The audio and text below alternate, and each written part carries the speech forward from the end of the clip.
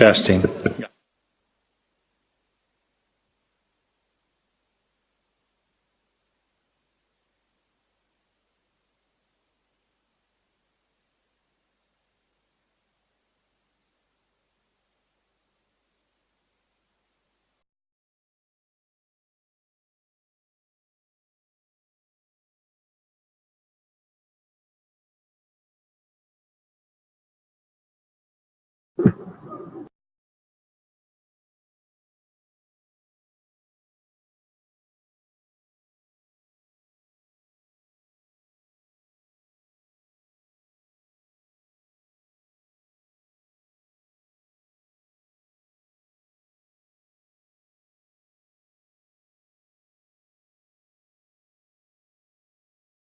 Here, so you're live now. Okay.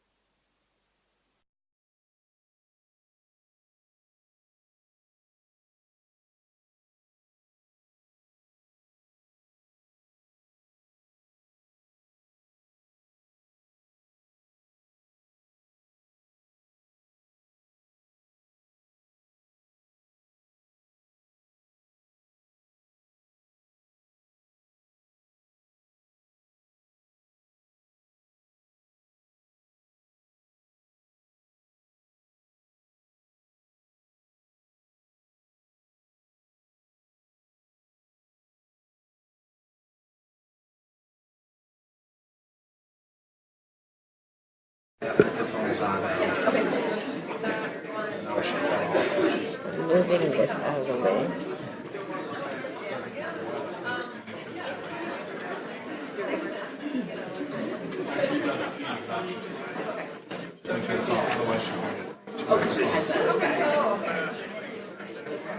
I'm going to move out of your way in just a second.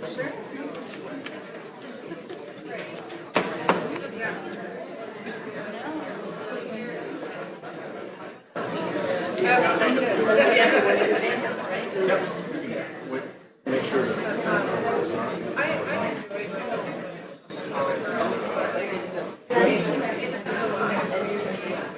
you're off right now.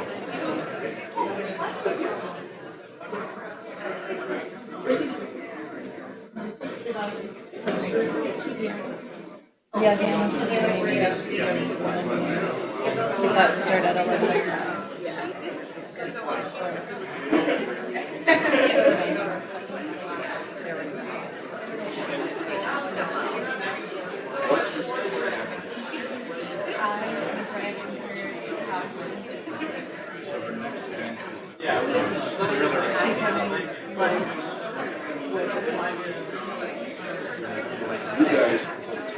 Yep.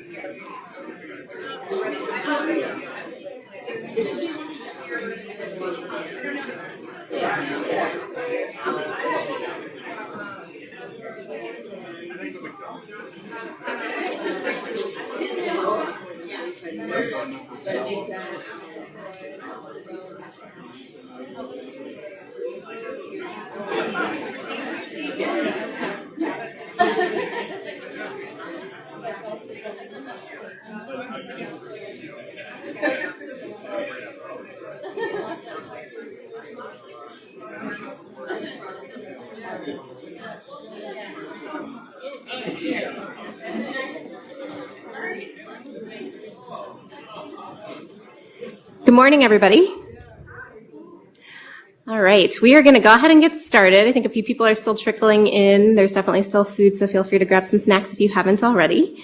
So we wanted to just give a couple of brief announcements. We're really excited to have Dr. Tatum with us today. We're going to do a little bit more detail and share some of her highlights from her biography in a second. But we wanted to remind everyone, especially folks in the psychiatry department, that right after this talk at 12:30, there will be a workshop on how to write an op-ed. So if you feel particularly inspired by what you're hearing in the next hour and a half, then that would be a great way to kind of take and fuel some of that passion towards sharing it with others. And that workshop will be in the Paula Clayton room and is sponsored by the Advocacy Committee.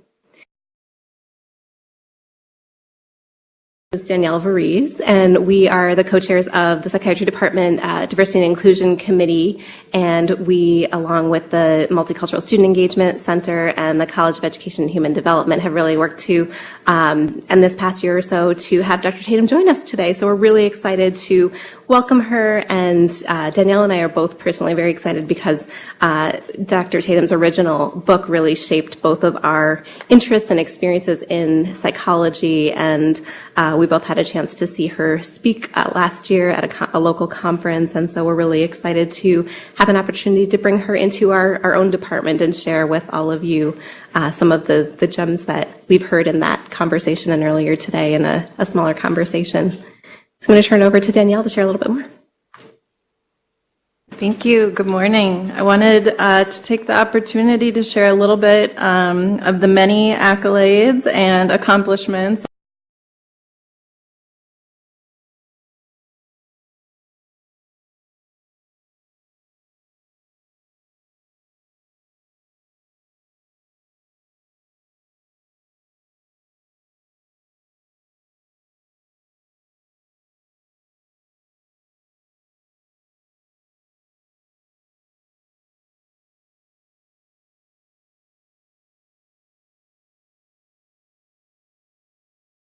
sitting together in the cafeteria and other conversations about race.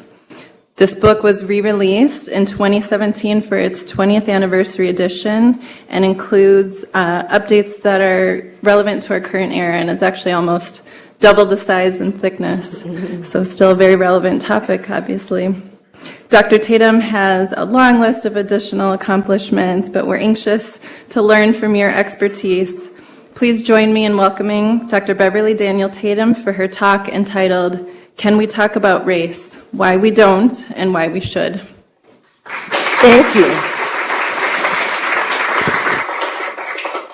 Thank you. Good morning, everyone. Well, I'm delighted to be here. I want to thank Danielle and Katie for their warm welcome and introduction, and thank you all for coming this morning. I have a presentation to give, as you would expect, but I'm also going to have some time for Q&A. And I want to begin by simply saying that for me, that's always the most interesting part. So I hope that you will, I hope you brought some questions, that we will have a conversation. My book, Why Are All the Black Kids Sitting Together in the Cafeteria and Other Conversations About Race, has a long title. And people often refer to it by the first half, just the question, why are all the black kids sitting together? But I actually find the second half to be the most important, and other conversations about race. And in that long title, the C word, conversation, is the word that I really like to emphasize. So I hope that what we will have today is indeed a conversation, and I look forward to that part of our time together, which we are in some ways going to start right now. So I want to ask you to take a moment and think about your own earliest, go back as far as you can, earliest race-related memory. I'll just give you a minute to think about that. Think about your own earliest race-related memory. Knowing I'm not going to ask you to tell it, I just want to know if you've thought of something. Raise your hand if you have thought of something. Almost everyone has a hand up. Okay, so my question now is, how old were you when that occurred, that incident you've just recalled?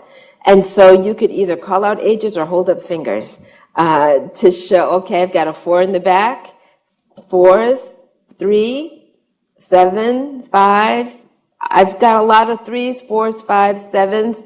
I didn't see, well, let me just say, many people have a memory that's somewhere in the early school years, right? Some of you might have an older memory. Some of you maybe didn't have enough fingers because you were a teenager. There's no particularly right answer to this question, but the common answer is what I saw. 3, 4, 5, 6, 7. And so raise your hand simply if that describes you, an early elementary school or even preschool experience. Again, many hands up, not everyone's, but many, almost everyone. So now I'm going to ask you, this is going to require some audience participation, I'm going to ask you what emotion, if any, is associated, what feeling do you recall being associated with this experience? And you can just call out some words. Confusion, I heard. Bewilderment. Curiosity. Sadness. Fear. So far I've heard fear, confusion, curiosity, sadness, bewilderment. Anybody want to add to that list? Did I hear anger? Gratitude. What else? Shame. Fear. Inferior, thank you. Shame, got it. These are words that I often hear. I almost always start my presentations with these questions, and the words I commonly hear are some of the ones we heard here today. Confusion, bewilderment, fear, sadness. Sometimes people say anger. Sometimes people say embarrassment. We heard shame. We also heard curiosity. That's not uncommon. We heard gratitude. I don't hear that too often. I'm thinking of a recent presentation where someone said joy. So I want to lift up joy and gratitude to say that they don't always have to be uncomfortable feelings. But for most people, that early experience is associated with something that we would call discomfort of one kind or another. That discomfort, fear, anger, sadness, those are all uncomfortable feelings. So now I want to ask the question, and that is, going back to that same experience, I would like to know if you talked about that experience, discussed it with a concerned adult at the time that it happened, a teacher or a parent. Raise your hand if you did have a conversation. Raise it high so we can see. Okay, looks like I've got maybe 6 or 7 people. Raise your hand if you did not. Presumably that's the rest of you, right? So a lot of people, many more people will tell you, and this is always true when I ask these questions, many people will tell you they did not have a conversation. I know that there are child development experts in this room, and whether you're a child development expert or not, many of you perhaps have experience with 5, 6, and 7-year-olds, your own or somebody else's. Raise your hand if you know that population through personal experience. Okay, so see if you agree with me. 5 and 6-year-olds are pretty candid. They don't filter much, right? They say what's on their minds. And yet we have an audience full.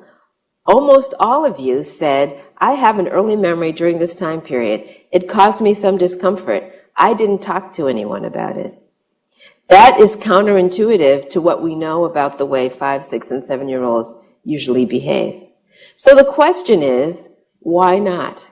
Why didn't, if you can recall that experience, why didn't you have a conversation with anyone about it?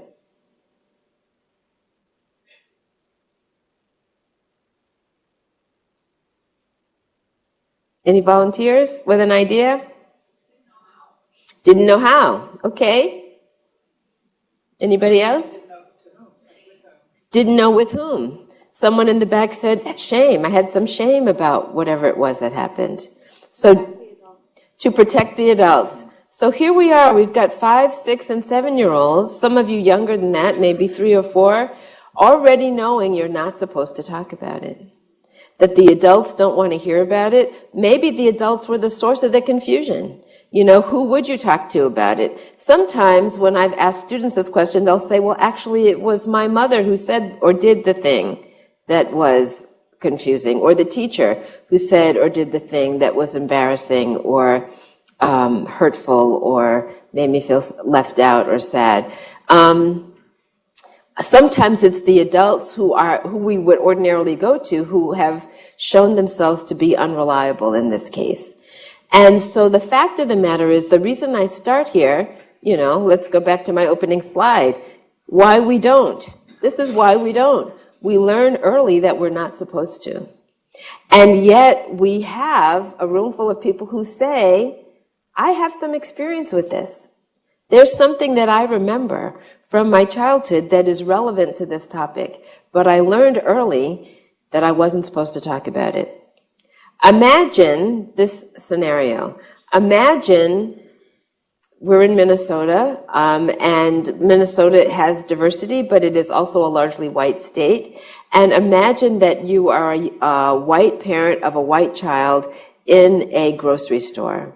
And imagine that that white child is seeing a dark-skinned person up close in the grocery aisle, perhaps for the first time. And that child says, Mommy, or let's imagine it's a dad, let's, be gender neutral here, parent, why is that person so dark? What is that parent likely to do? Yeah, you got it. Shh, that's a shh moment, right? It doesn't have to be. That parent could say, because people come in different colors or different shades, just like people have different hair color, they have different skin color. It doesn't have to be a loaded conversation, but for most people, it's a shh moment. And that shh moment tells that child, whatever you've just noticed is not to be commented upon, is not to be discussed, is not to be talked about. That's just one example, but there are lots of examples we might point to that give us the message that this is not a topic to be discussed. We're not supposed to talk about it. And yet, there are consequences for not talking about it, negative consequences in our society for not talking about it. And that is what I want to talk about now. Before I do, I want to talk about our population. So I picked 1954 for two good reasons. One, I was born in 1954. And two, because 1954 was the year of Brown versus Board of Education. It's a pivotal year in our society for lots of reasons, besides my birthday. But this is what our population looked like in 1954. 90% white, 10% everybody else. This is what our population looked like in 2017 when the 20th anniversary edition of my book came out. If you can't read the bottom, I'm going to tell you what it looks like. The blue section represents the white population in the United States. The orange section, and that's about two-thirds, 66, 67%. The orange section, Latinx, that's about 18% right now. The gray section represents the black population, about 13% nationally. The yellow section represents the Asian population, about 6%. And the little blue sliver represents the Native American population, about somewhere between 1% and 2%. That's a big difference from this, right? A rapid change. The next slide is the post-millennial population. The New York Times ran an article over the weekend about the attitudes of what they're calling the post-millennial generation. Demographically, this is the under 21 population. And demographically, what you can see is that it's growing even more diverse, right? If we look at the age, young people under the age of 21, just slightly more than 50% are white, 52%. The Latinx population has gotten bigger. I want to say it's like 23% in this chart. The black population has stayed pretty close to the same, a little bit bigger. I think it goes from 14 to 16%, but not that much growth. The Asian population still about 6%. That little sliver that I told you before, that little blue sliver was Native American population. And this diagram represents not only Native Americans, but also what we might call the multiracial population, people who checked one or more boxes on the census tract data. So what we see is we've got a population that is growing more and more diverse, and increasingly so in the younger population, even more so than if you look at the total adult population. Even though this has changed, Some things have not. And one of the things that has not is school segregation. 75% of Black youth are in schools that are so-called majority minority schools. Even though this is the 65th year after Brown versus Board of Education, public schools are more segregated today than they were 30 years ago. The implication of that, I mentioned Black students. I want to say Latinx students are similarly segregated.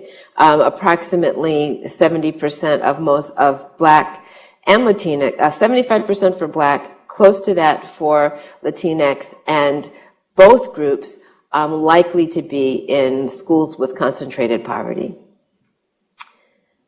What is also important here is that 75% of white adults have, according to recent survey data, have entirely white social networks without any minority presence, which means even though our population is more diverse, there are a lot of white people living in white enclaves, neighborhoods and schools and work environments where they have very little, if any, regular interaction with people of color.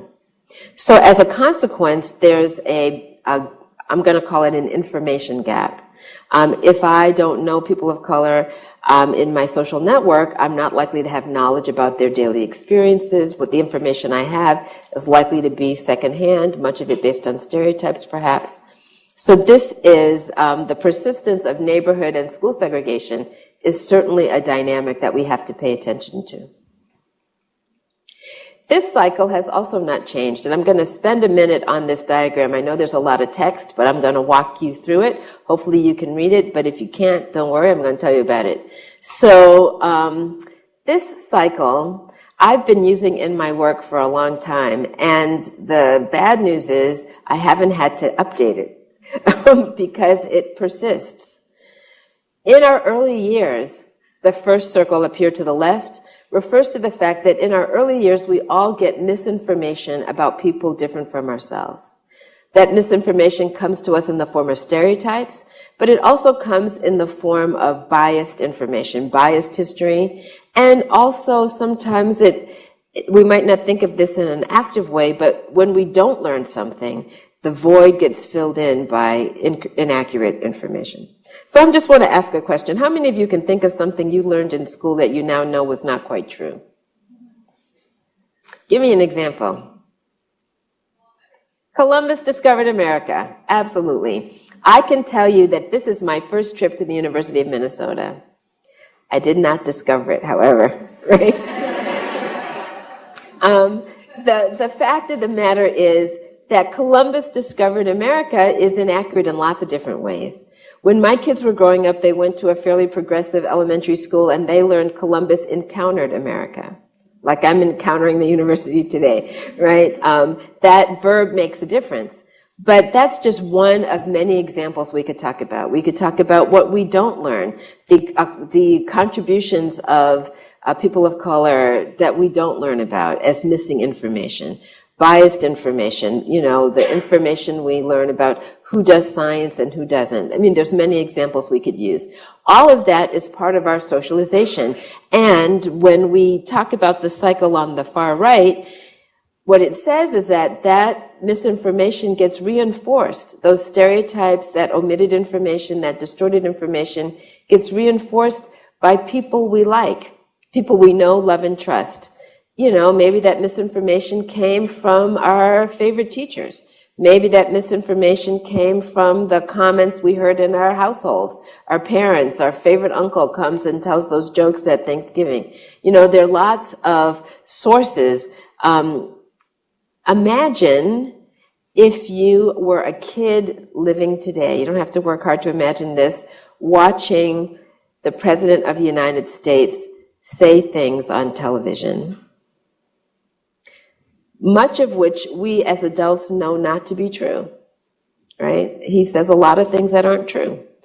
And yet, if you are a kid not thinking critically, or even an adult not thinking critically, but if you're a person who's taking that information at face value, that's going to reinforce that cycle, right? So if someone tells you something about the nature of the immigrant population coming across the border, gang members, rapists, murderers, etc., that language is inaccurate and yet conveys information that somebody is absorbing as misinformation. And that's just a current example.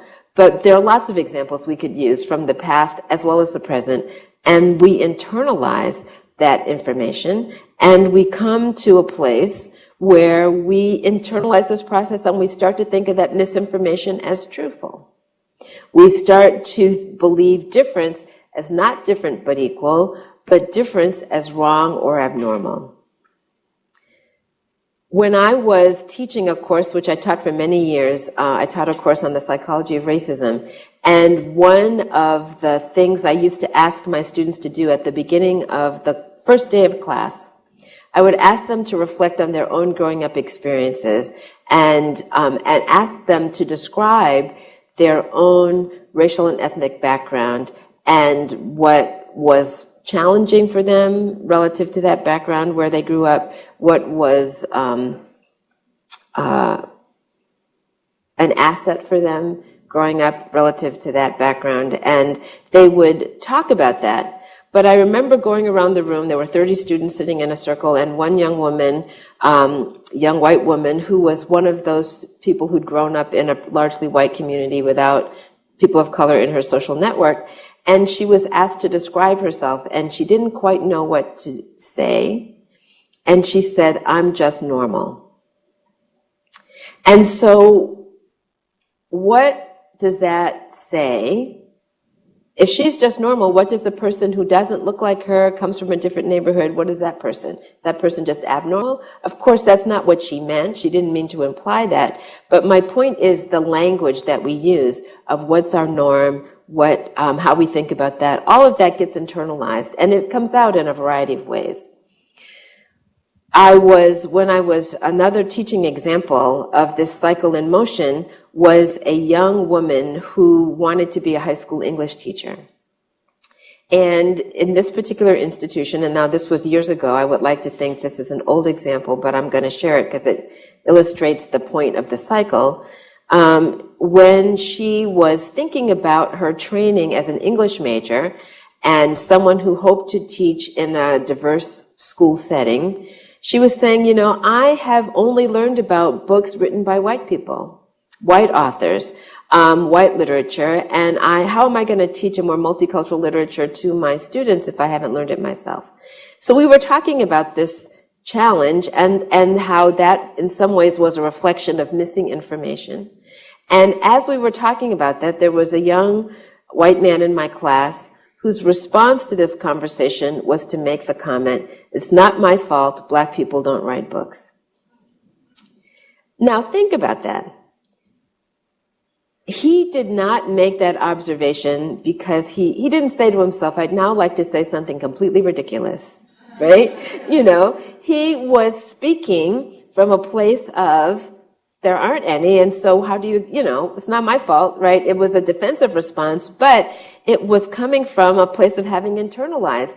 And it was a consequence not of, I believe, a teacher saying to the class, there are no black writers. But because he hadn't been exposed to any, he assumed that they didn't exist. And so this young woman was concerned about that. How was she going to do something differently? So she went to her English professor, and she was taking a class. I think her class was called something like the modern novel. And so she went to the professor and asked him, why was it that there were only white writers on the syllabus?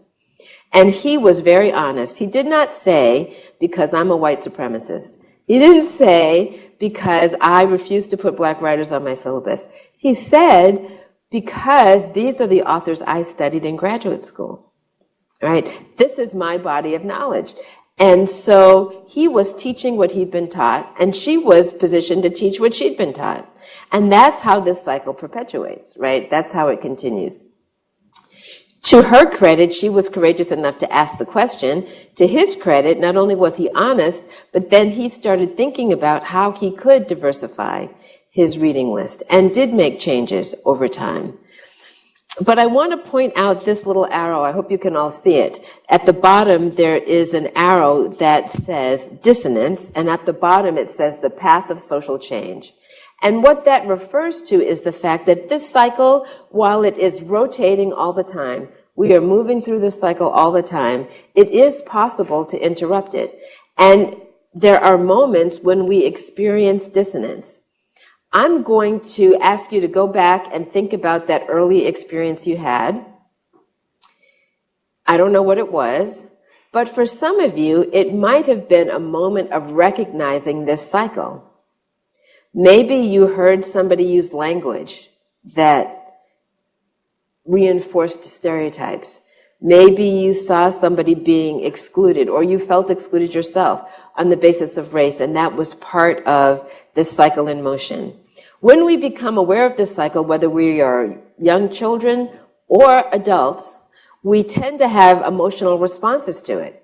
That's what the feelings engendered refers to. When we become aware that this cycle is operating, particularly if it's operating on us, if we are the target of that cycle, we are likely to experience anger or confusion or alienation. If we see it operating on someone else, maybe we're a bystander, a witness, we may experience guilt because we don't know what to do about it and we see it happening. That list of feelings is not meant to be a complete list. There are lots of other feelings people can have too, but what you notice is that these are uncomfortable feelings. Right? People don't seek to be angry. They don't seek to be guilty. They don't seek to be confused. They don't seek to be alienated. And yet, when this cycle becomes visible to us, that's often how we feel. And when we become aware of it, we often want to do something about it. And that leads us off the cycle to a path of social change, right? We want to take action. We want to speak up about it. We want to do something about it. But here's the thing. When you speak up about it, you are likely to make the cycle visible to others, who are then going to feel angry, guilty, confused, or alienated. And when you say something to others that makes them feel that way, what do they say to you? Cut it out, right? They say, stop talking about it, please. I was perfectly happy until you brought this subject up. You are making me uncomfortable. So there's a lot of pushback sometimes when people are trying to interrupt that cycle. I mean, that young student who spoke to her professor, he responded very positively, but he could have said, I'm the professor. Who are you to ask these questions? He could have pushed back on her and said, I think you, young lady, should just come to class and learn what I'm teaching you, right? And forget trying to change my syllabus. The fact of the matter is, it is possible to interrupt this cycle. It requires intentionality, but it also sometimes generates resistance, and that is just part of the process, which is often why people sometimes choose to just avoid paying attention. Here are some points to remember about this cycle. It is always operating whether we're paying attention or not. Even without our awareness, we are participating. In my book, I talk about it as being like smog in the air. No one gets up in the morning and says, I'd like to breathe some smog today. But the fact of the matter is, it's the only air available. And so we breathe it in and we breathe it out, and some of it gets absorbed. And so it's always operating. Now, it's also important to say that that cycle systematically advantages some people, systematically disadvantages others. If I stick to my example of that English class, every student is hurt by not having a fuller knowledge of who contributes to literature and who doesn't. But it's especially problematic for the students who feel like nobody who looks like me writes books.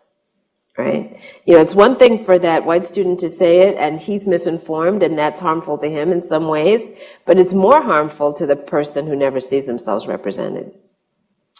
That's just a small example. We'll talk about some others in a minute. But keeping in mind that the cycle systematically advantages some, systematically disadvantages others, but it impacts everyone.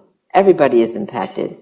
And also that, I didn't invent this cycle. It was operating when I got here back in 1954. Not our fault, but it is our responsibility as adults in an environment where we all have to take collective responsibility for what happens in our society, that it can be interrupted, and it's on us to do that. I always like to say the cycle can be interrupted. There are lots of examples that we could point to of interrupting the cycle. Change is possible, but it doesn't happen without intentionality. So this is a picture from Charlottesville, Virginia. You will recognize it from the news. Young men and some women, white men and women, who marched on Charlottesville, white supremacists. When people think about racism, a lot of people think about pictures like this. But I'm here to say that while this is real and we can see the increased evidence of active white supremacy and supremacist organizations on the rise in our society, we can see that this is not the real source of our problem as it relates to that cycle. Explicit bias of the kind represented in that photo is infrequent. Implicit bias is pervasive. This quote comes from the work of Mahzarin Banaji and Anthony Greenwald, who wrote a great book I would recommend to you called Blind Spot: Hidden Biases of Good People. I imagine, but don't know, that many of you are familiar with the phrase implicit bias, and you might be familiar with the implicit association test, IAT. Raise your hand if you've heard of that before. Okay, a lot of people. Raise your hand if you've taken it. A lot of people, great. Well, if you haven't, you can go online. It doesn't take very long to do, not more than 15 minutes. And it is a test that is intended to assess implicit bias. And the reason it has been shown to be so useful is because it asks you to make split-second decisions where you're matching words and images. And the more likely, the stronger the association. Let's say with a negative word and an image of a person of color, that's an easier connection to make for lots of people than a positive word and an image of a person of color. It's easier to match a positive word with an image of a white person, and people do it faster than they do the other example. And you're presented with many, many of these choices, and many of you know what I'm talking about because you've done it. And how quickly you respond is, in some ways, a measure of processing which is below your level of consciousness, right?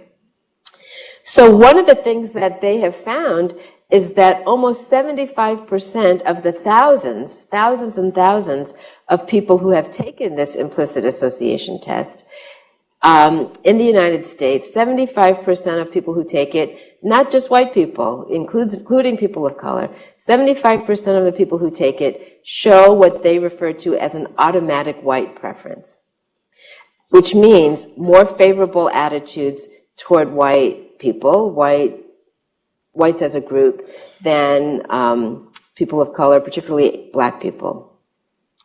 And what difference does that make in terms of daily life? If we know that what they have found is that the higher your automatic white preferences, the more likely you are to engage in discriminatory behavior. Even if you don't think you have prejudices, you might say, I treat everyone the same. I don't see difference. I treat everyone the same. Well, the data suggests that there's a lot of differential treatment going on, and that it's particularly true among people who have high automatic white preference scores. So what does that look like? Well, one of the things we know is that there's been a dramatic rise in incarceration in the United States. We use the phrase mass incarceration. I'm sure many of you are familiar with Michelle Alexander's book, The New Jim Crow. She talks about how this rapid rise, you can see that the spike in prison goes back to around 1980, which was when the United States launched its so-called war on drugs. And that war on drugs led to the incarceration of many black and brown people. In fact, here is the slogan. It says, "From the back of the bus to the front of the prison, the struggle continues." When we think about the war on drugs and we think about the rhetoric that's being used about today's drug problem, when the war on drugs was unleashed, it was about crack addiction and putting people who were addicted to crack in jail. Today we hear about opioid addiction, and most of that conversation is about white people, and we hear it not talked about as a criminal justice problem, but as a health concern. That in itself represents racial bias in how we think about social issues. We can certainly talk about police shootings and the increased likelihood of being perceived as dangerous. I chose this picture in particular because the Tamir Rice case, you may remember, took place in Ohio. He was 12 years old at the time that he was shot, playing in a park with a toy rifle or toy gun, and the police drove up and within 12 seconds had shot him. Didn't talk to him, just shot him. But while that speaks to implicit bias in terms of who's perceived as dangerous, I also wanted to use his example because one of the ways implicit bias plays out, particularly relative to black youth, is that they're often perceived as older than they actually are. And in his case, the police officer said they thought he was much older than 12. Even still, we could argue he shouldn't have been shot right on the spot. But they perceived him not as a child, but as an adult.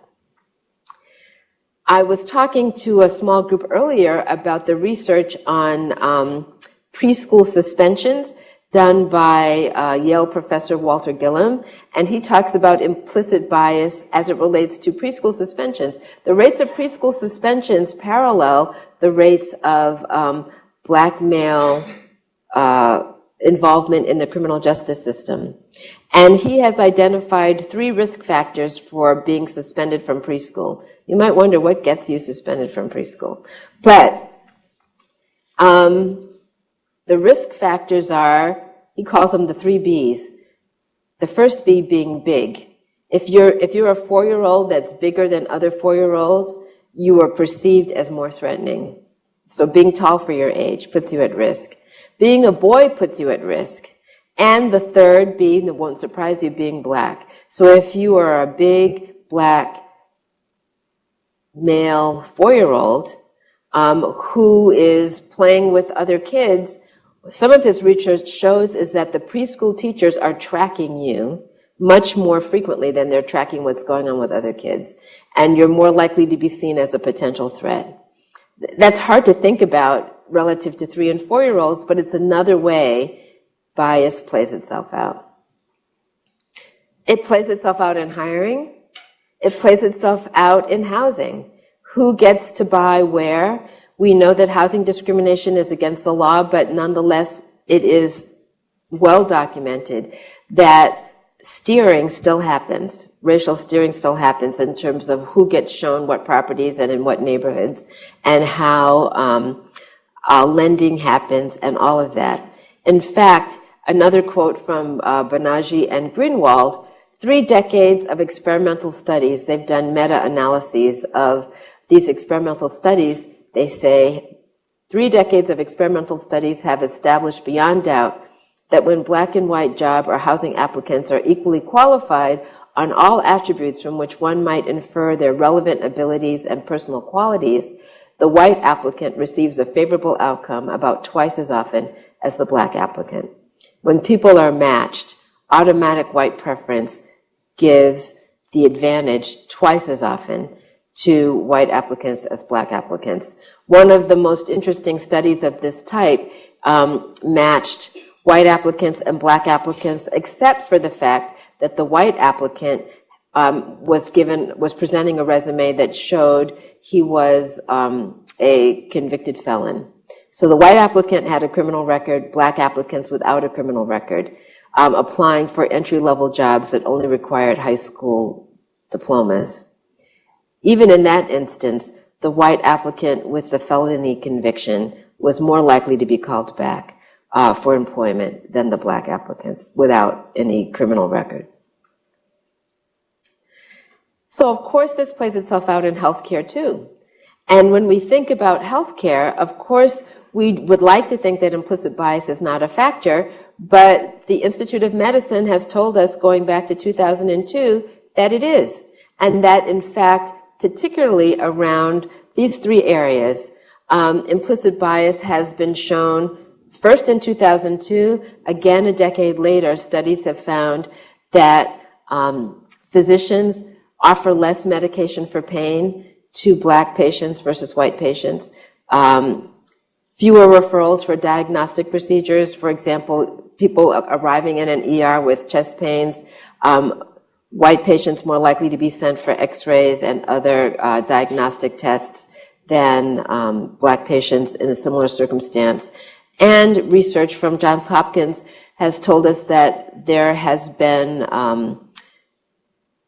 a relationship between scores on the IAT, the implicit association test, and how one communicates in the patient-doctor dialogue, with less warmth in patient interaction, a more authoritarian and critical tone being expressed in patient communications, leading to less help, patients rating their interactions with doctors as less helpful. So here's the conclusion, which is important for us all to take in. Implicit bias may operate outside of awareness. The nature of implicit bias is that we're not aware we have it, right? Implicit bias may operate outside of awareness, hidden from those who have it. But the discrimination that it produces can be clearly visible to researchers, and almost certainly also clearly visible to those who are disadvantaged by it. So someone can say, I don't have a prejudiced bone in my body, but the person that they're interacting with can see that they do, right? Because they are experiencing differential outcomes in terms of that interaction. So that is sort of the external environment. I now want to talk for just a little bit about the internal environment, the psychology for the person. I sometimes think about this as the what, so what, now what.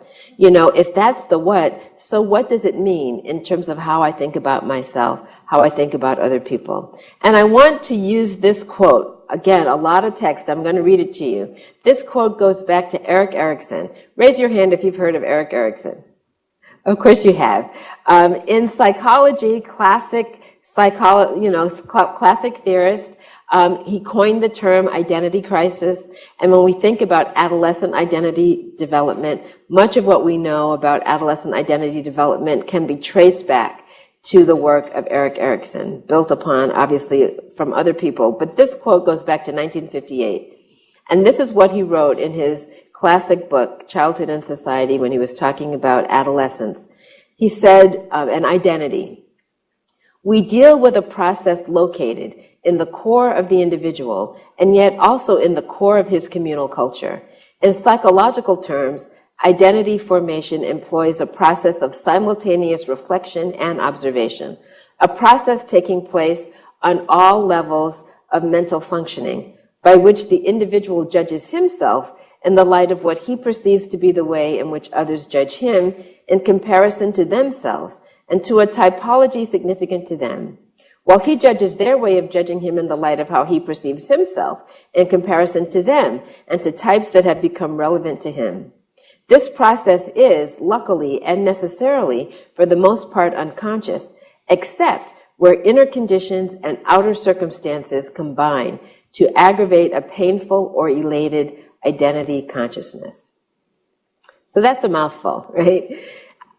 I always like to translate it in this way. When I read this, what Erik Erikson is saying to me is, I'm looking at you, look at me, and I'm thinking about what you are thinking about me relative to what I know people like you think about people like me. And that is a process that we're all engaged in. And you meet somebody for the first time, you're sizing them up, they're sizing you up, you're taking in information. Some of that may be just very casual and you don't think much about it. Some of it may give you a lot to think about, maybe because, of the response you got. Maybe the person didn't smile, wouldn't shake your hand. Who knows what the interaction was like. But we are constantly thinking about ourselves in the context of the feedback we receive from others. I didn't ask you all to do this, but sometimes I ask an audience like this one or a group of students to respond to this question. I am, fill in the blank. And I give people 60 seconds to do it. And they write down lots of different words. Some of those words might be characteristics like age. I am 18. Someone might write, I am outgoing. I am tall. I am a psychology major. Lots of different things you could say about yourself. It's common for young people of color to include a reference to their race or ethnicity. I am black. I am Puerto Rican. I'm Asian. It's less common for white youth to write, I am white. I've spent much of my career in women's institutions, taught at Mount Holyoke and then at Spelman, both women's colleges. But before that, I was in co-ed environments, and it would be common for women to mention, I am female. But the men wouldn't write, I am male, right? If there were students who were comfortable saying so publicly, they might write, I am lesbian or I am bisexual. No one ever writes, I am heterosexual. If somebody is Jewish, they might write, I am Jewish or I am Muslim. The mainline Protestants don't write, I am Episcopalian, right? Or whatever their denominational affiliation is. The identities, if someone's in a wheelchair, they might write, I'm bound to a wheelchair as a part of their description. Nobody writes, I am two-legged, right? The identities, some of our identities are salient for us. Other dimensions of our identity are less, they're important, but we're not thinking about them, right? It is important to me that I'm able to stand here on two legs, but I wasn't thinking about it until I just mentioned it, right? So, inner conditions and outer circumstances combine to aggravate an elated consciousness. So when we think about growing up in a race-conscious society and think about the ways that implicit bias plays itself out in sort of every dimension of life, ranging from healthcare to who gets kicked out of preschool, right? The fact of the matter is that some people are going to be thinking about that dimension of identity in ways that other people are not. I'm sure that some of you are familiar perhaps with James Marsh's work. He built on Erik Erikson's work. He talked about identity as well. And he described sort of four identity statuses. I didn't want to go into a lot of detail about this because I'm imagining some of you are quite familiar with it.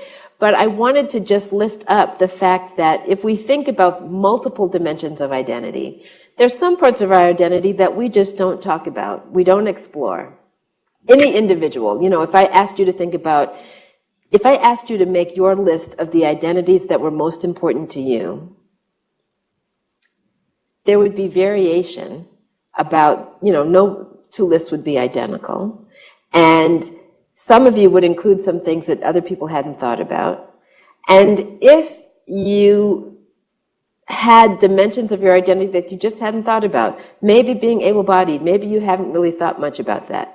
That might be an identity where you've had little active exploration. You haven't really thought about this.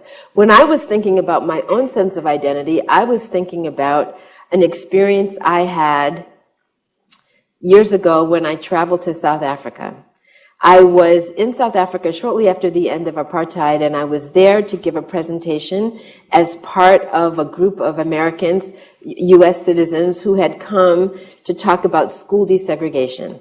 Because South Africa was going through a process of school desegregation, and the U.S. had gone through that process or was going through that process, and some of us were invited to come and talk about that. And I was giving a presentation, and somebody stood up and talked about imperialist Americans. And he was talking about me. Right? I mean, I was the only American standing there, right? And I was like, moi, you know? And it was something to think about. You know, I, of course, born and raised in the United States, have that as a dimension of my identity. But up until that point, I hadn't really thought about it as an active dimension of my identity until someone raised a question about it in that South African context. And then I had to think about, well, what does it mean for me to come here from the U.S. to talk about, you know, this topic like we figured it out in the United States, right? But all of us have some dimension of our identity that we just haven't actively explored. We don't think about it. And that's what he's calling diffuse. Then there's some identities that we commit to without active exploration.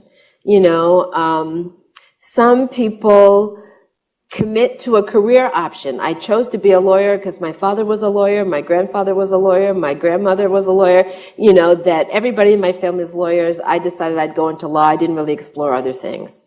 Right? That's a foreclosed. I'm committed to it without active exploration. But then he calls it moratorium, where you sort of say, well, there's some parts of my identity that I am actively exploring. And what does it mean? And particularly when we talk about racial and ethnic identity development for young people of color, a lot of them are actively exploring in adolescence, what does it mean to be a young Latina in this community? What does it mean to my future to be a young African American male in this community? What does it mean for me to be thinking about my identity as an immigrant in this community? And why am I thinking about it? I'm thinking about it because other people are bringing it to my attention. People are always asking me about it. I'm having experiences that are related to this dimension of who I am. And here is an example of what that looks like. So this data is from a survey done by MTV. This was done by a survey done by MTV in 2014. And they were looking at a very diverse group of young people ranging in age from 14 to 21. So if we fast forwarded, if we aged them 5 years later, they would now be 19 and 26. But that was the age range. But they were asked questions like, have you ever felt excluded at school due to your race or ethnicity? Have you ever felt treated differently by a teacher? Have you ever been asked about ethnic background, as in somebody says to you, what are you? I'm trying to figure you out. Your racial identity is ambiguous to me. And what you'll see here is that the blue bar represents white youth. The orange bar represents youth of color. And what you can easily see is that sometimes twice as many, sometimes 3 times as many of the youth of color have had these experiences as compared to white youth. And if you are feeling excluded at school or feeling treated differently or being asked frequently about your ethnic background, you're going to be exploring that identity. That identity is going to be salient to you. If you're not having those experiences, you're not likely to be thinking about it. So what we find is that youth of color are typically actively engaged in their racial identity exploration, but white youth often are not. And why not? Well, this quote comes from Robin DiAngelo's book, White Fragility, a book I highly recommend. But she says, in virtually every situation or context deemed normal, neutral, or prestigious in society, white people belong racially. This belonging is a deep and ever-present feeling. It is rare to experience a sense of not belonging racially, and these are usually very temporary, easily avoidable situations. You might say, well, when a white person goes into a largely Hispanic or Black or Asian community, they might feel some sense of not belonging. But here's the thing, most white people can avoid that. So that's what she means when she says they're usually very temporary, easily avoidable situations.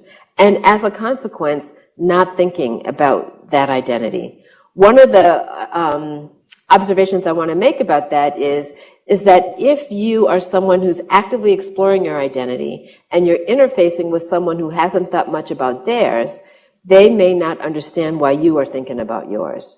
There's a disconnect there because it's not a shared experience. But here's where they have common ground, these same young people who took that survey. 94% of them said, yes, I have witnessed instances of bias.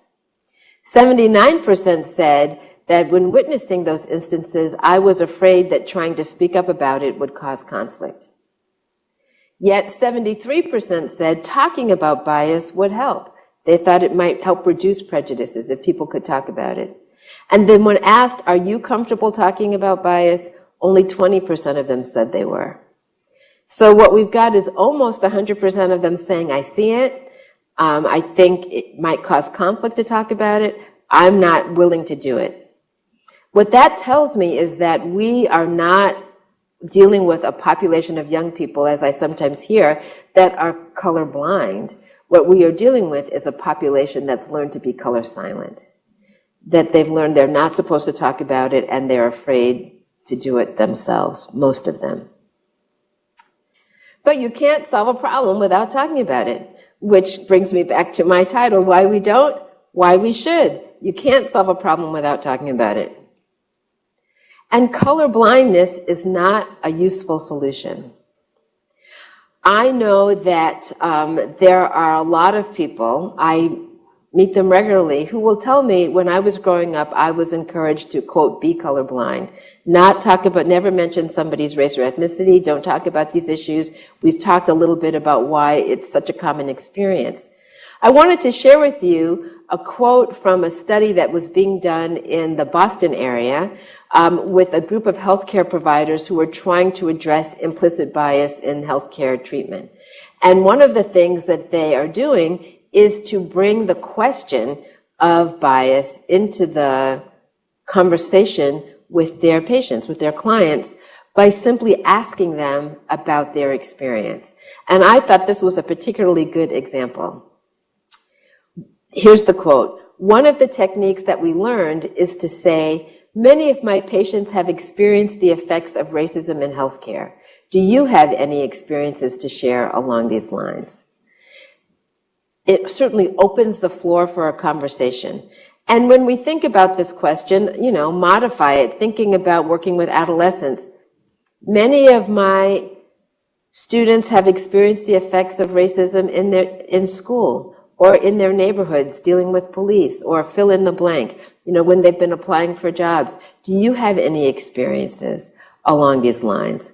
It certainly signals that I know your experience may not have been the same as mine, but I'd like to know more about what your experience is. It brings the conversation into the room in a way that can be helpful. I know I'm running out of time because I want to open up the floor for questions, but I want to leave you with these ABCs. And I want to talk about these ABCs not just in the context of interfacing with patients, but in the context of educational environments, because this is an educational environment, where people are working together, educating the next generation of healthcare providers. And these ABCs I have found to be helpful. So let me just talk to you briefly about what they are. A stands for affirming identity. B stands for building community. C stands for cultivating leadership. And what does it mean to affirm identity? It means to acknowledge that these identities are important to people. And everyone wants to be seen, heard, and understood.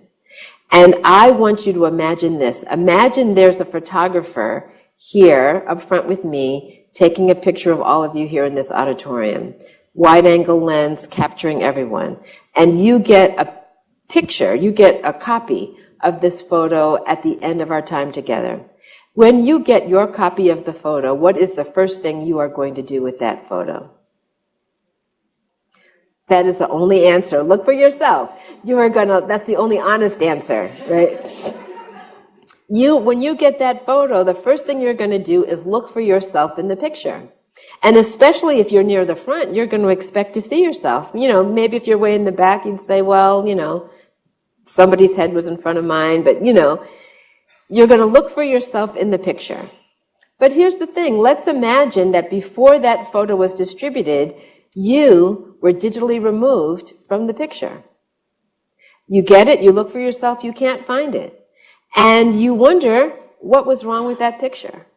But let's imagine that, you come to one of these every day. Every day they take a photo. Every day you get the picture back. Every day you're missing from it. After a while, you would not say, what's wrong with the picture?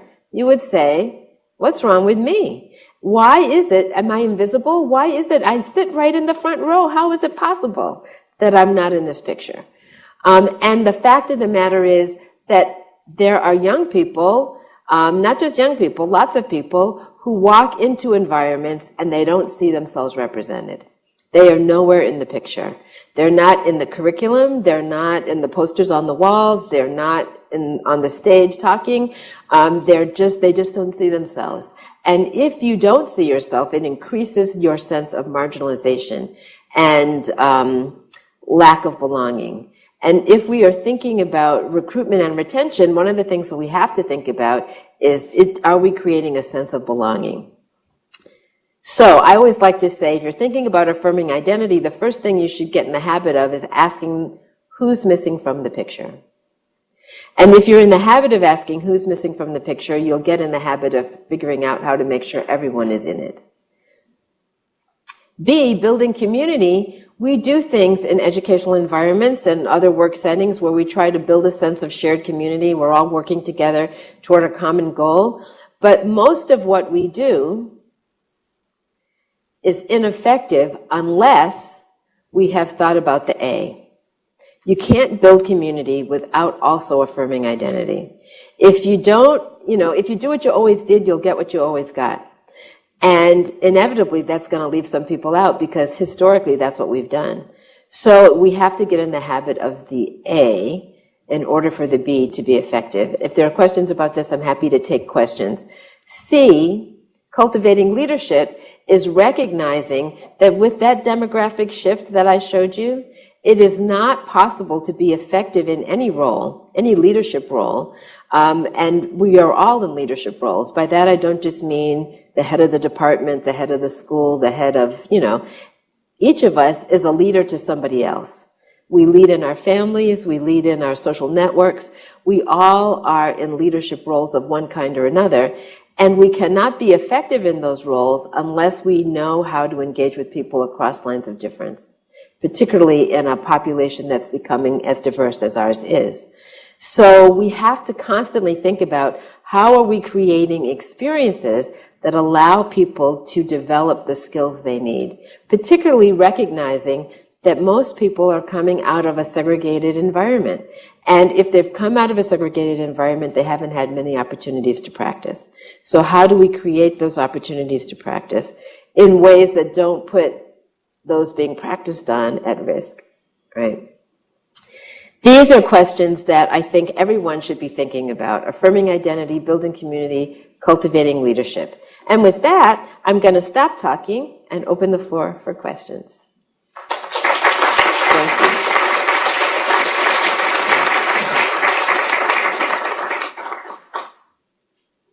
So, the floor is open. We've got about a half an hour, a little less. Go ahead. I have a mic here. I was struck by the implicit bias results when you mentioned that even minorities favored positively associated white with positive imagery. Mm-hmm. And I can only imagine that adds to the burden experienced by the minority. But I'm wondering whether there's data suggesting that this implicit bias is somehow takes advantage of that and kind of perpetuate that cycle, and whether or not the implicit bias from white essentially feed off of that in some way, in a not a predatory way, but kind of take advantage of that situation. Yeah, so I'm going to just go backwards to my cycle.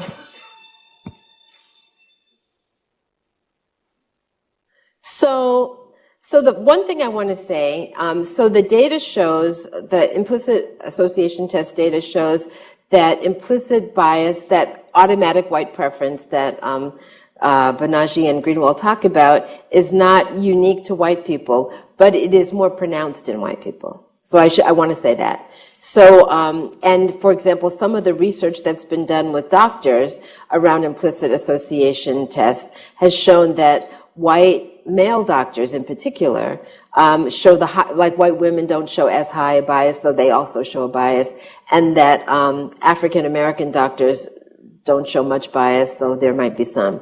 And so, so there's a gradation. But relative to your question, what's important here is that this socialization experience is common, right? So if we think about, the television we watch, right? And the stereotypes on TV, those are not just for this group. I mean, everybody's watching that television, right? And we're all being exposed. Now, the question is, are there any counter forces, right? So as a parent raising my kids, who are now in their 30s, I was certainly aware that they were going to be exposed to negative information about people like themselves. And I tried to counter that by providing positive examples and, choosing books that they would see themselves represented in and doing, lots of different things that would foster a positive sense of identity, even in the face of negative messages from the wider world, to provide a buffer, so to speak. But if I'm understanding your question, is there a way that that implicit bias is used in I think the word you said, not in a predatory way, but like, does it get used against people? I think the answer is yes, it does, in the sense that there are, well, the two examples that come to mind, I think of the examples of public figures who represent ethnic minorities who sometimes express negative attitudes toward their own group. And then white people will point to them to say, see, I didn't say it, so-and-so said it. And that is an example in my mind of that person's internalized depression. And is that the kind of thing you were thinking about? Yes. Yes. So thank you for your talk. Yeah. So my name is Brooke Cunningham. I'm a physician sociologist. We're doing some of the similar work as is going on at this Jamaican Plains Clinic in Boston. And what's coming up is people, because they are low in explicit bias, they will want to engage in these conversations increasingly. But sometimes implicit bias, the ways in which conversations about race activate those negative emotions, makes it hard for people to participate or stay in the conversation. And so one thing that I am trying to figure out are what are the strategies for particularly white providers when those feelings are activated, even when they may want to stay in the conversation. What are some of the strategies that we can think about employing to help them emotionally regulate? Help us all emotionally regulate That ourselves. is a great question. And it's a common dilemma, right? So one of the things I'm grateful for this year is the publication of Robin DiAngelo's book, White Fragility, which came out in 2018. And the reason I'm grateful for it is because it's a great tool to give white readers who are well-intentioned but are engaging in those behaviors, which are part of that white fragility complex. So for people who are wondering, like, what is she talking about? It's the person who you're trying to have a conversation about race, and then the person gets overwhelmed by their feelings of guilt or distress. Maybe they start to cry, and then the conversation becomes about their tears as opposed to the problem, right, of racism. Or people get defensive in ways that shut down the conversation. Well, I'm not going to, if you're going to suggest that I have some racism in me, I'm not going to talk to you, you know? And so there's a whole collection of defensive behaviors that she describes in her book, which in my experience, when I share it with white people to read, they'll come back and say, I recognized myself in this book, and it was really helpful for me. And so now I see why I have to keep working. And so then the question is, okay, now I see that I have to keep working. How do I do that work? Which it seems to me is part of your question. You know, so if I'm a white person who is trying to do this work and yet I'm, you know, maybe I'm new at it, or even if I'm not, I need some help. Where do I find that help?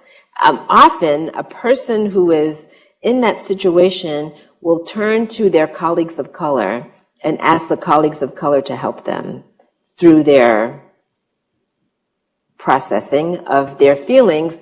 That's not fair. To the people of color, it's like, okay, I got my own feelings, let me, you know.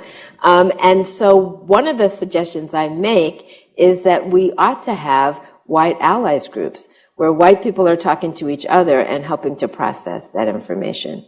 I learned about this when I was teaching my Psychology of Racism class, and I would find that there would be examples, you know, as students started to think about their early life experiences, they would often remember things that triggered some of these feelings.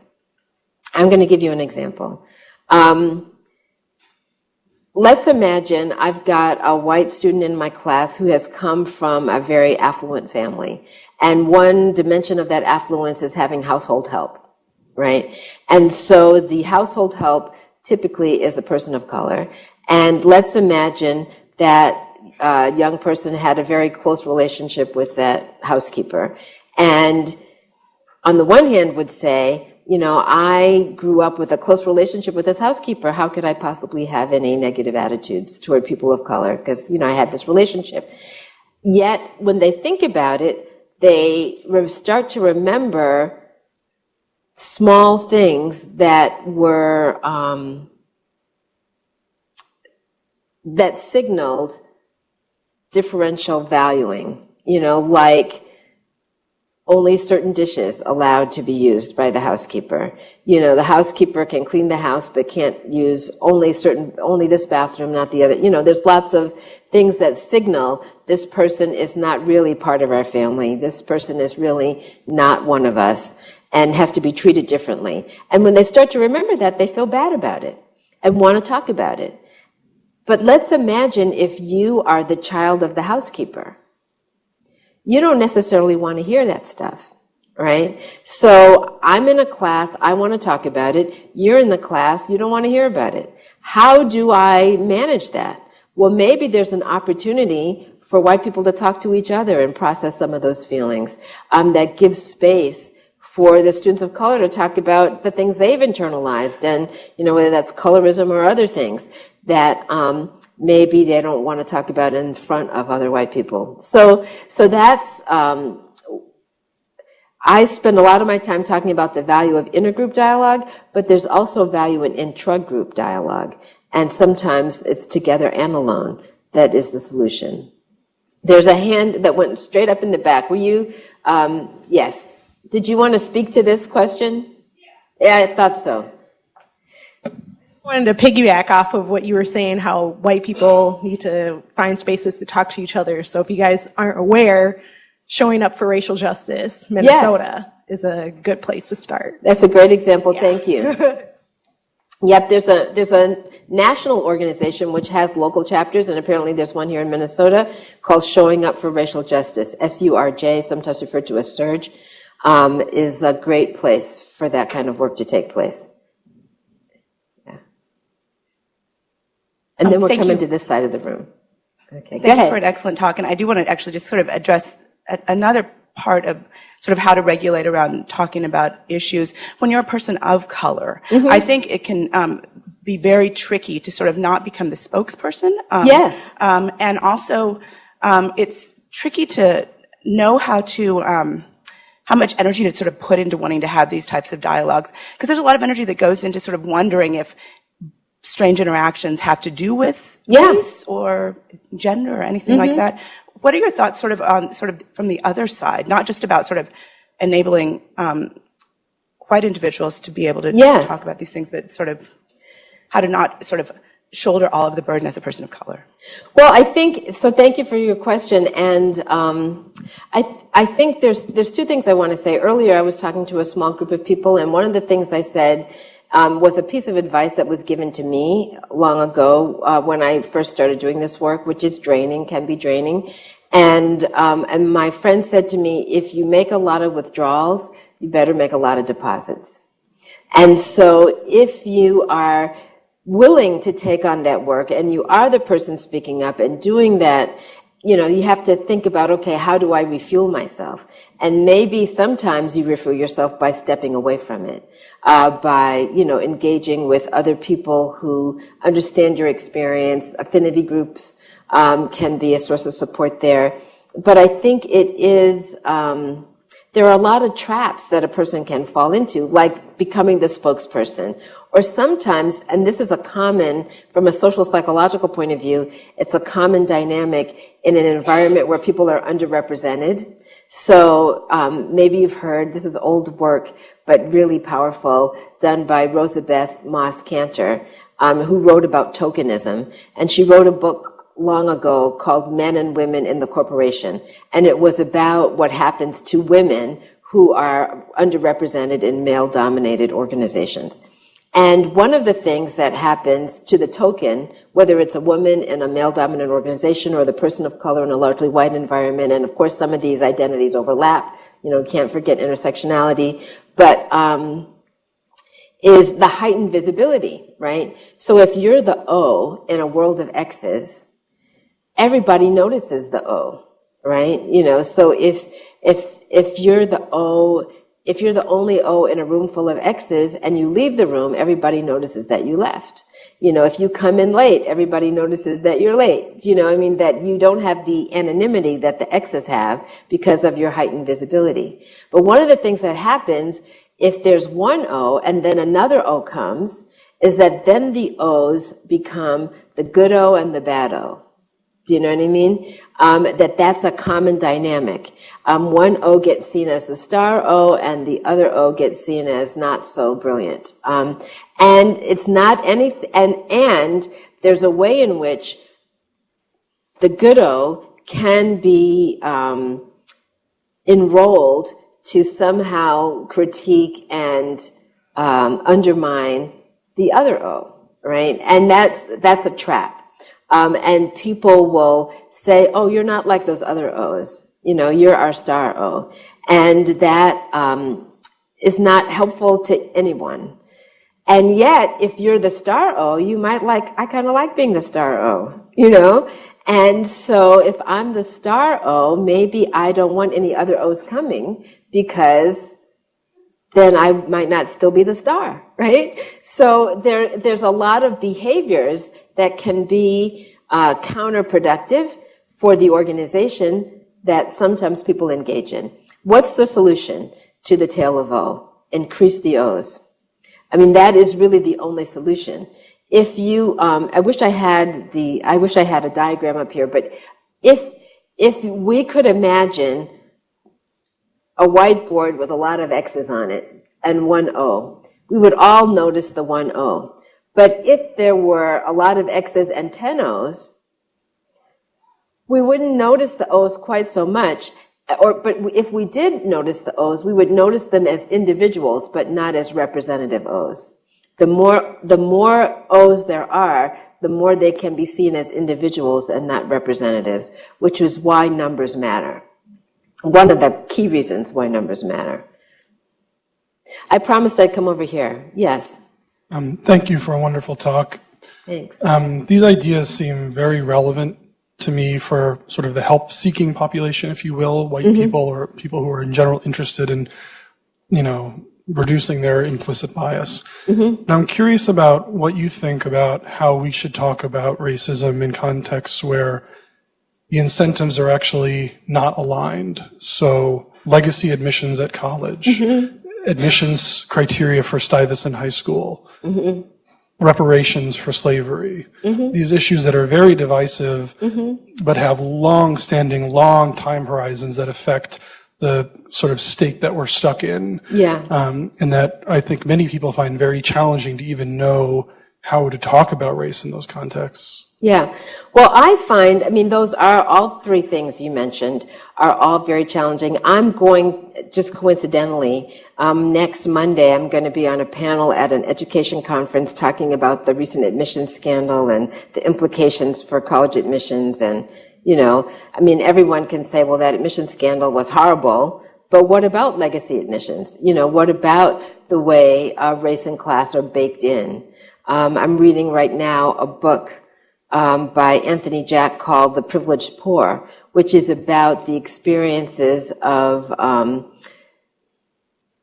kids of color who come into elite institutions from elite institutions, like they went to private boarding schools or private high schools, and then they come into a very elite college. Their experience of that very elite college is different than the category of students he refers to as doubly disadvantaged. And the doubly disadvantaged are the kids who are coming out of, let's say, a high poverty high school, where they're one of a few kids who get to college, and then they, you know, manage to find themselves in an elite institution without that elite prep school experience. Their experience of that environment, even if they're both poor, the privileged poor and the doubly disadvantaged are having a different kind of experience because of different preparation. But anyway, all this is to say this is a hot topic in higher education right now, and people are talking about it.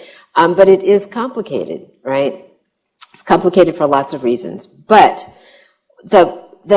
what I find makes the conversation most complicated is that when people talk about particularly reparations relative to slavery, is a lack of knowledge of, people will say that was a long time ago. You know, we can't do anything about the past, but they don't want to acknowledge the way the past informs the present, right? So if we talk about, you know, we can talk about the ways in which the economy was built on slave labor, right? We can talk about the infusion of capital and what that meant for organizations. But we can also talk about, you know, the not slave labor or enslaved labor, but prison labor that was used in the South to build. I live in Atlanta. You can point to buildings that were built by, you know, unpaid prison workers. And how did people get in prison? You could be arrested and put in prison for being unemployed, standing on the corner, so-called loitering. I mean, that happened to people during the Jim Crow era. I mean, and because there's such limited knowledge of history, there's this sense of that was a long time ago, it doesn't have anything to do with now. But if we understood better than now, or even the creation of the modern suburbs and the ways those suburbs were created as a result of redlining and the limited access, you know, veterans who came home from World War II had access to the GI Bill and to low interest loans. Well, some veterans who came home from the war had that, right? Black veterans might have had access to GI Bill, but there weren't schools they could go to because the schools were segregated and the HBCUs didn't have enough seats to accommodate all of the black veterans who might have been seeking an education. Or the low interest loans. You know, if you can buy a house, home ownership today, there's still a disparity. Something like 73% of white people are homeowners. In the black population, it's 42%. That's the biggest gap in many, many years. Some of that the result of the 2008 housing recession. But it's also very much related to federal policies that were assigning loans to white veterans who could buy not white houses, but houses in white communities, in suburban communities in which there were racial covenants to keep people of color out. You know, there's so much current and recent history that informs all of that. And I find that when people are talking about it, they rarely acknowledge that more recent history, which underscores what it is that we're talking about today.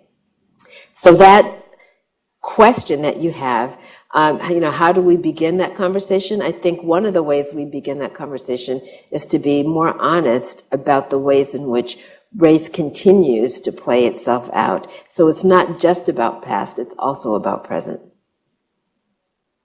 Yes, so I'm told that it's time to wrap. I want to thank you for your attention and for welcoming me here today. Thank you. Thanks.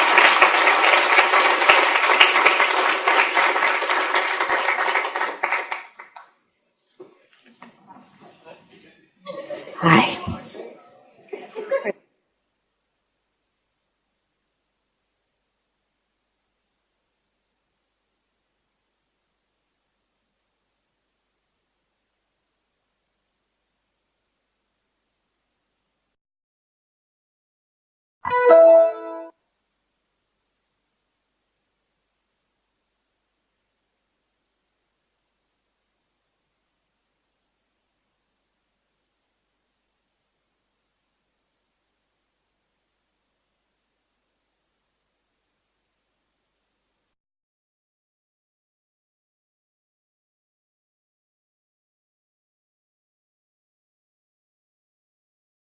You have been disconnected from the meeting.